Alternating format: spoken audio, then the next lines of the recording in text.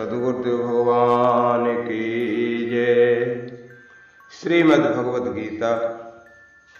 ओम गीता गंगा च गायत्री सीता सत्या सरस्वती ब्रह्म विद्या ब्रह्म वल्ली त्रिसंध्या मुक्त गेहनि अर्धमात्रा चिदानंदा भवानी भ्रांतनाशनी वेदत्रये परानंता तत्वार्थ ज्ञान मंजरी हरिओ। अथ तृतीयो अध्यायः। अर्जुन उवाच।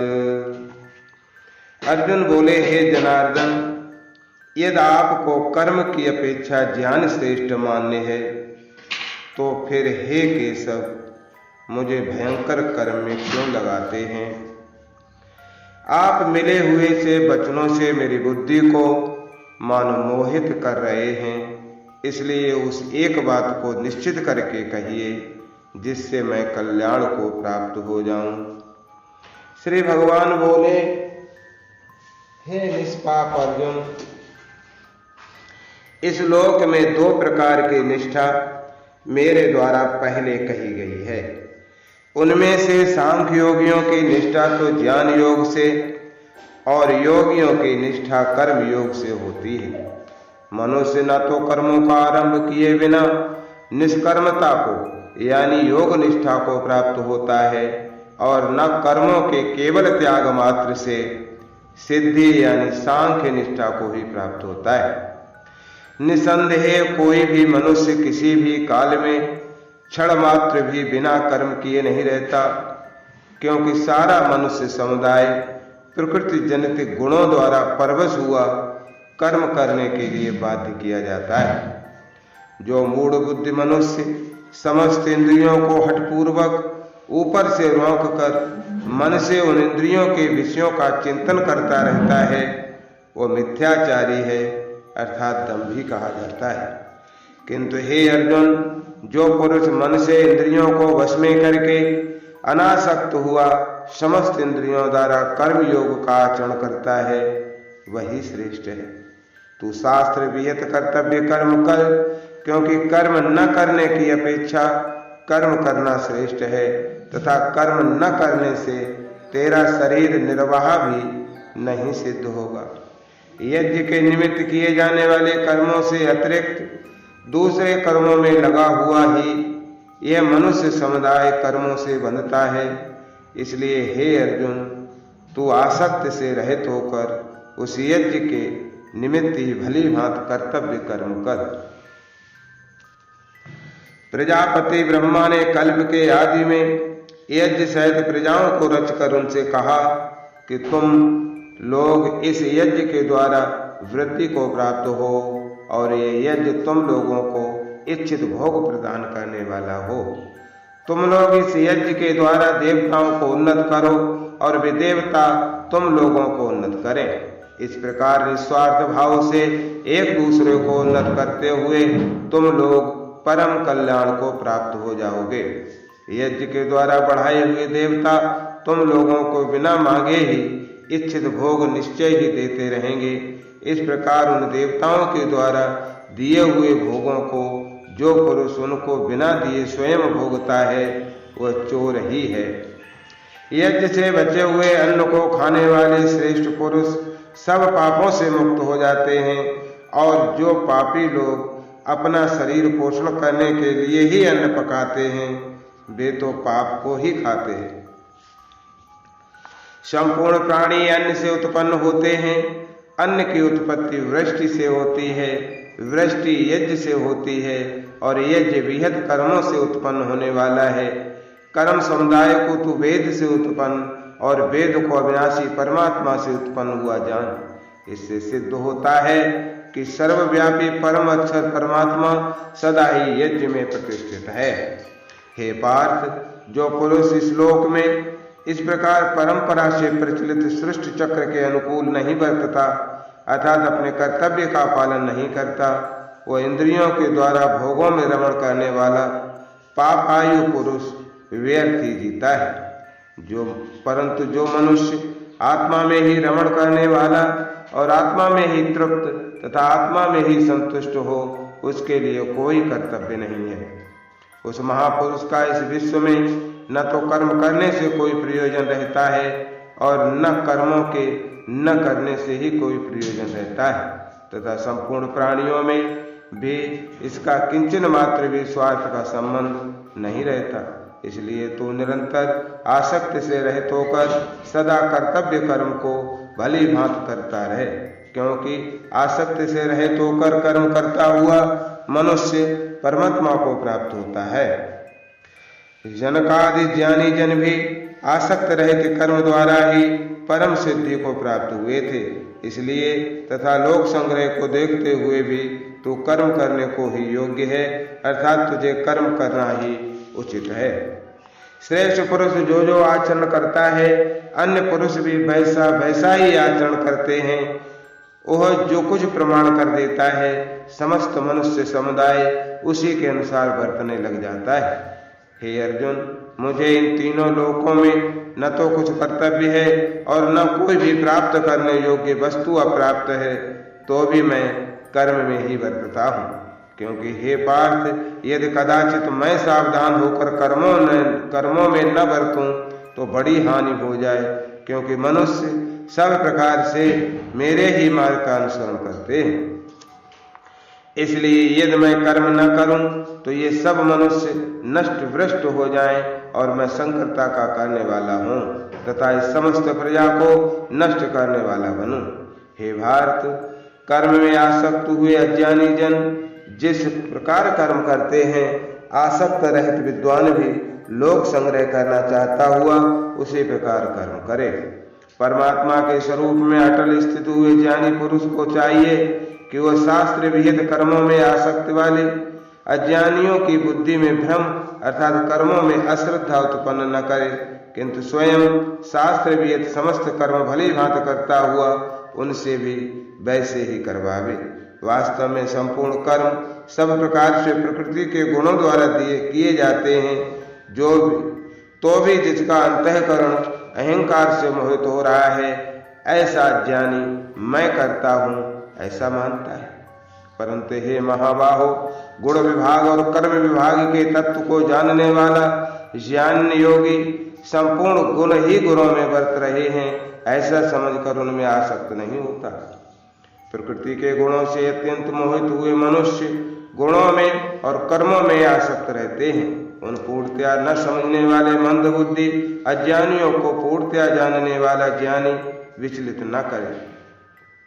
मुझ अंतर्यामी परमात्मा में लगे हुए चित्त द्वारा संपूर्ण कर्मों को मुझ में अर्पण करके आशा रहित, ममता रहित और संताप रहित होकर युद्ध कर। जो कोई मनुष्य दोष दृष्टि से रहित और श्रद्धा युक्त होकर मेरे इस मत का सदा अनुसरण करते हैं, वे भी संपूर्ण कर्मों से छूट जाते हैं। परंतु जो मनुष्य मुझ में दोषारोपण करते हुए मेरे इस मत के अनुसार नहीं चलते हैं, उन मूर्खों को तो संपूर्ण ज्ञानों में मोहित और नष्ट हुए ही समझ। सभी प्राणी प्रकृति को प्राप्त होते हैं, अर्थात अपने स्वभाव के परवश हुए कर्म करते हैं। ज्ञानवान भी अपनी प्रकृति के अनुसार चेष्टा करता है, फिर इसमें किसी का हठ क्या करेगा। इंद्रिय के अर्थ में अर्थात प्रत्येक इंद्रिय के विषय में राग और द्वेष छिपे हुए स्थित हैं। मनुष्य को उन दोनों के वश में नहीं होना चाहिए, क्योंकि वे दोनों ही इसके कल्याण मार्ग में विघ्न करने वाले महान शत्रु हैं। अच्छी प्रकार आचरण में लाए हुए दूसरे के धर्म से गुण रहित भी अपना धर्म अति उत्तम है। अपने धर्म में तो मरना भी कल्याणकारक है और दूसरे का धर्म भय को देने वाला है। अर्जुन बोले, हे कृष्ण, तो फिर ये मनुष्य स्वयं न चाहता हुआ भी बलात् लगाए हुए की भांति किससे प्रेरित होकर पाप का आचरण करता है। श्री भगवान बोले, रजोगुण से उत्पन्न हुआ यह काम ही क्रोध है। यह बहुत खाने वाला अर्थात भोगों से कभी ना खाने वाला और बड़ा पापी है। इसको ही तू इस विषय में वैरी जान। जिस प्रकार धुएं से अग्नि और मैल से दर्पण ढका जाता है तथा जिस प्रकार जेर से गर्भ ढका रहता है, वैसे ही उस काम के द्वारा यह ज्ञान ढका रहता है। और हे अर्जुन, इस अग्नि के समान कभी न पूर्ण होने वाले काम रूप ज्ञानियों के नित्य वैरी के द्वारा मनुष्य का ज्ञान ढका हुआ है। इंद्रियां, मन और बुद्धि ये सब इसके वास स्थान कहे जाते हैं। ये काम इन मन, बुद्धि और इंद्रियों के द्वारा ही ज्ञान को आच्छादित करके जीवात्मा को मोहित करता है। इसलिए हे अर्जुन, तू पहले इंद्रियों को वश में करके इस ज्ञान और विज्ञान का नाश करने वाले महान पापी काम को अवश्य ही बलपूर्वक मार डाल। इंद्रियों को स्थूल शरीर से पर यानी श्रेष्ठ, बलवान और सूक्ष्म कहते हैं। इन इंद्रियों से पर मन है, मन से भी पर बुद्धि है, और जो बुद्धि से भी अत्यंत पर है वो आत्मा है।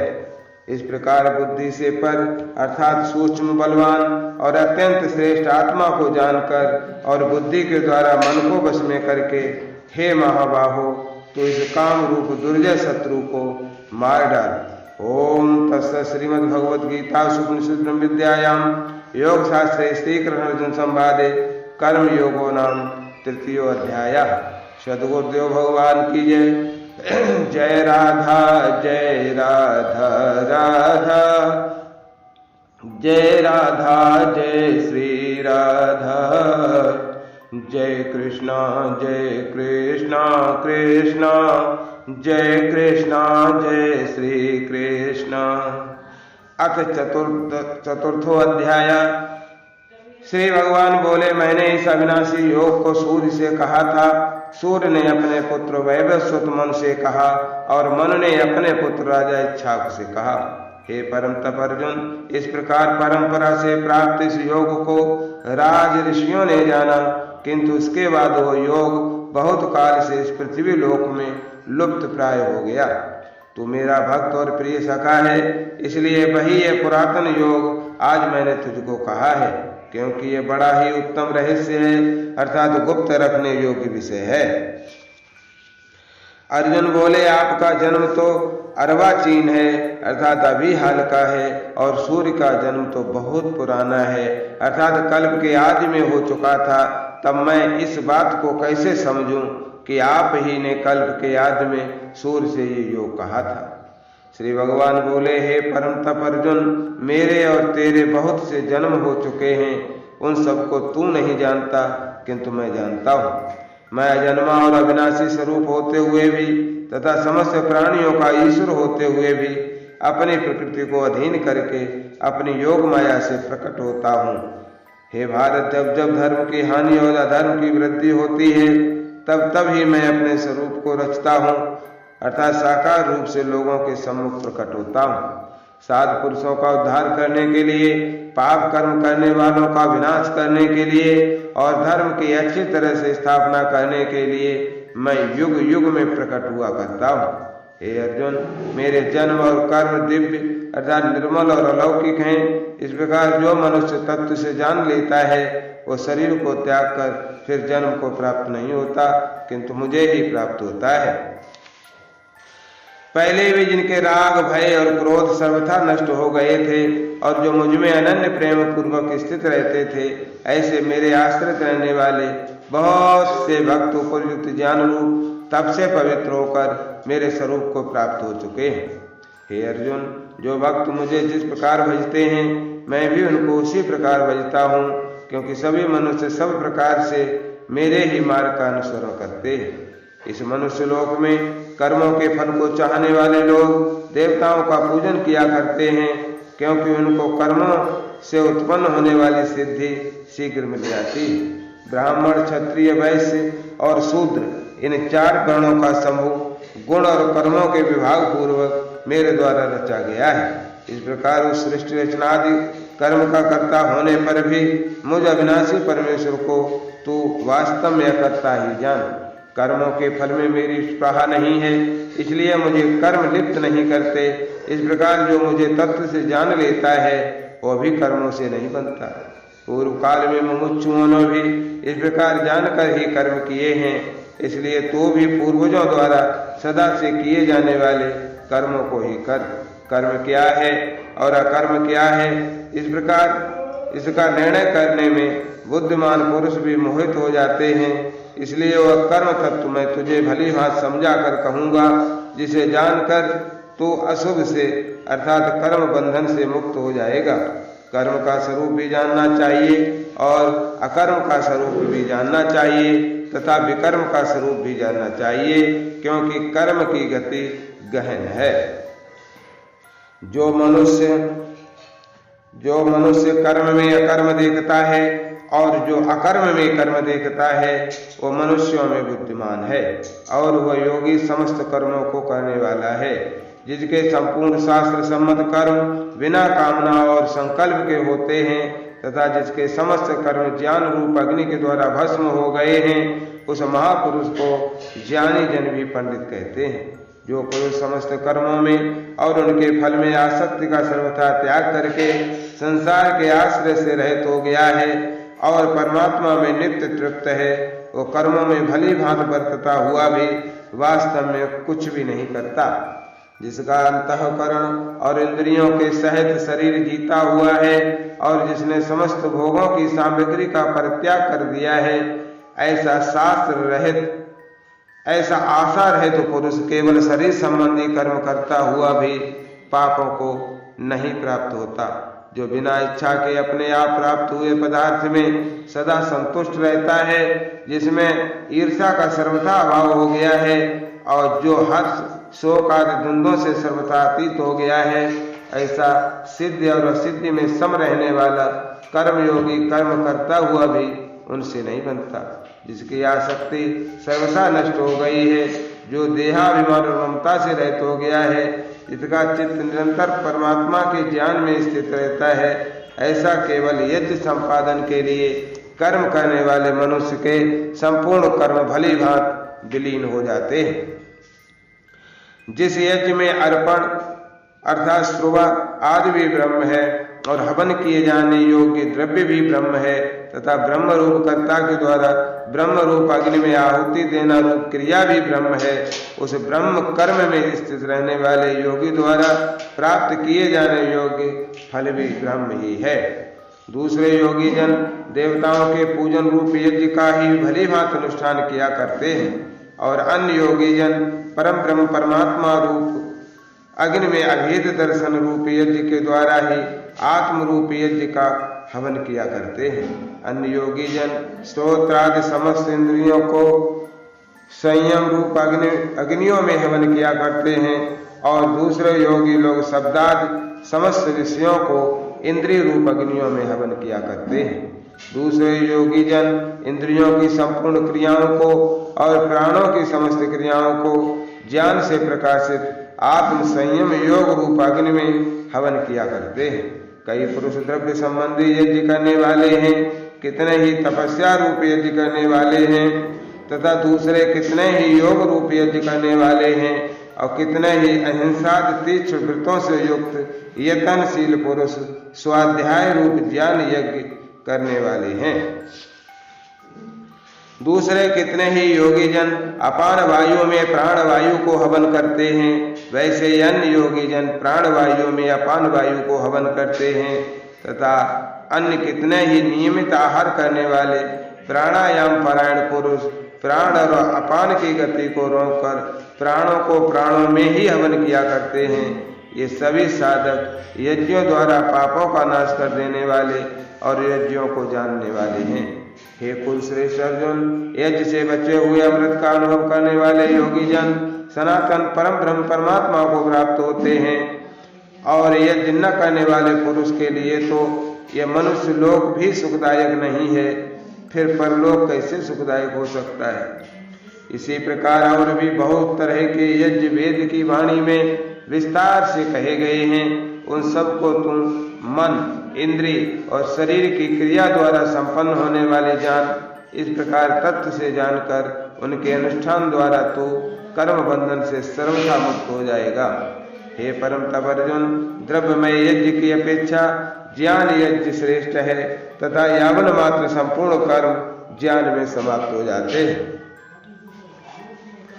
उस ज्ञान को तो तत्वदर्शी ज्ञानियों के पास जाकर समझ, उनको भली भांति दंडवत प्रणाम करने से, उनकी सेवा करने से और कपट छोड़कर सरलता पूर्वक प्रश्न करने से वे परमात्म तत्व को भली भांति जानने वाले ज्ञानी महात्मा तुझे उस तत्व ज्ञान का उपदेश करेंगे, जिसको जानकर फिर तू इस प्रकार मोह को नहीं प्राप्त होगा। तथा हे अर्जुन, जिस ज्ञान के द्वारा तू संपूर्ण भूतों को निश्चेष भाव से पहले अपने में, पीछे मुझ सच्चिदानंद घन परमात्मा में देखेगा, यह तू अन्य सब पापियों से भी अधिक पाप करने वाला है, तो भी तू ज्ञान रूप नौका द्वारा निसंदेह संपूर्ण पाप समुद्र से भली भांति तर जाएगा। क्योंकि हे अर्जुन, जैसे प्रज्वलित अग्नि ईंधनों को भस्ममय कर देता है, वैसे ही ज्ञान रूप अग्नि संपूर्ण कर्मों को भस्ममय कर देता है। इस संसार में ज्ञान के समान पवित्र करने वाला निसंदेह कुछ भी नहीं है। उस ज्ञान को कितने ही काल से कर्मयोग के द्वारा शुद्धांतकरण हुआ मनुष्य अपने आप ही आत्मा में पा लेता है। जितेंद्रिय, साधन परायण और श्रद्धावान मनुष्य ज्ञान को प्राप्त होता है तथा ज्ञान को प्राप्त होकर वह बिना विलंब के तत्काल ही भगवत प्राप्ति रूप परम शांति को प्राप्त हो जाता है। विवेकहीन और श्रद्धा रहित संशय युक्त मनुष्य परमार्थ से अवश्य भ्रष्ट हो जाता है। ऐसे संशय युक्त मनुष्य के लिए न ये लोक है, न परलोक है और न सुख ही है। हे धनंजय, जिसने कर्म योग की विधि से समस्त कर्मों का परमात्मा में अर्पण कर दिया और जिसने विवेक द्वारा समस्त संशयों का नाश कर दिया है, ऐसे बस में किए हुए अंतःकरण वाले पुरुष को कर्म नहीं बांधते। इसलिए हे भरतवंशी अर्जुन, तो हृदय में स्थित सज्ञान जनित अपने संशय का विवेक ज्ञान रूप तलवार द्वारा छेदन करके समत्व रूप कर्म योग में स्थित हो जा और युद्ध के लिए खड़ा हो जा। हरि ओम तत्सत्। श्रीमद्भगवद गीता उपनिषद विद्यायाम योग शास्त्रे श्री कृष्णार्जुन संवादे ज्ञान कर्म संन्यास योगो नाम चतुर्थो अध्यायः। सद्गुरुदेव भगवान की जय। हरे राम राम राम हरे हरे, हरे कृष्ण कृष्ण कृष्ण हरे हरे।